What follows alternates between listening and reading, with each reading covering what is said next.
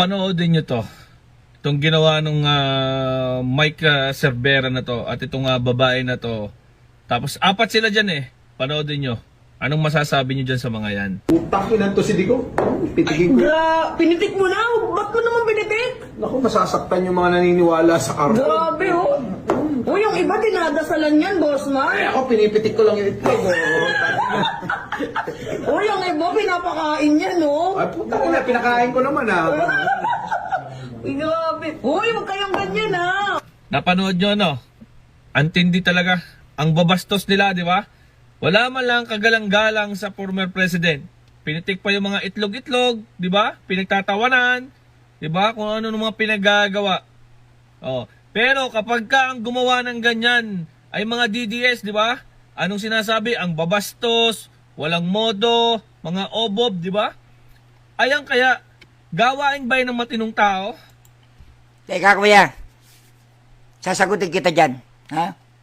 Kung nagtatanong ka kung tama ba yung ginagawa, para sa akin, deserve. Bakit ko sinasabi yan? Sige, bago ko ipaliwanag, i-play ko muna yung idol mo. Challenge the Catholic Church.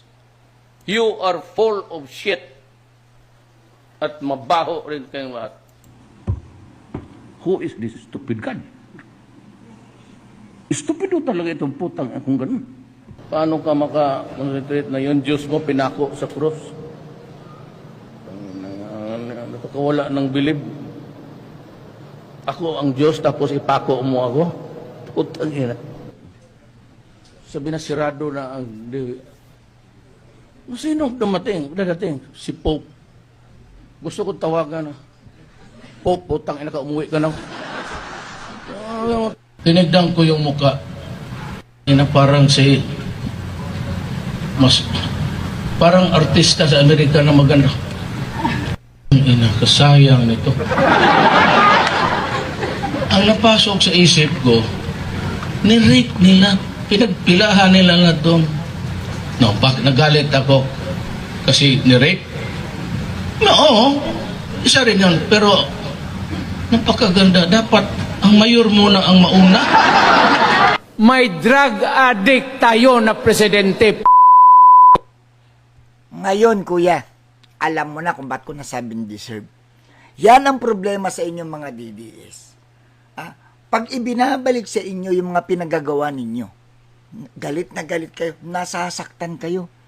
Ayan ang patunay na dati, nung naggagaganyan yung Tatay Digong yung karton, at nung dumating sa puntong minumura na at sinasabi ng bagag adik ang presidente ng Pilipinas.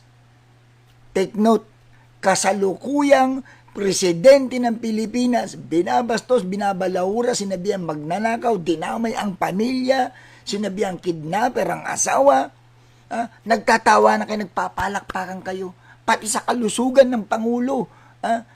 Kulang na lang ipagdasal yung mamatay na. Ganun ho kayo katindi. Tapos ngayon bumabalik sa inyo yung mga masasakit na ginagawa ninyo sa kasalukuyang presidente. Galit na galit kayo. Apektado kayo. Pero may isa man lang na kahit man lang kakatiting na respeto ibinigay nyo sa kasalukuyang presidente ng Pilipinas. Pero hindi nyo ibinigay. Ngayon dumating sa punto na ibinabalik na sa inyo yung mga sakit na ginagawa nyo. Yung hindi nyo pagrespeto sa presidente ng Pilipinas, sa pamamagitan na ng karton ginawa, yung pambabalahura rin na ginagawa ninyo, nasasaktan kayo. Ngayon yung sabihin, deserve ba? O tama lang talaga na nangyayari yan? Kasi para malaman ninyo gaano kasakit ang hindi pagrespeto sa kapwa, ang pambabastos mo sa kapwa, yung hindi makatao. Kung sinasabi nyo hindi makatao yung ginagawa, bakit? Nung ginawa ba ninyo, nung pinapalakpakan ba ninyo, mga idol ninyo, mga sinusuportan nyo ng babastos, at isa kayo sa mga nanlalait, naisip nyo ba yan? Kaya real talk lang, deserve.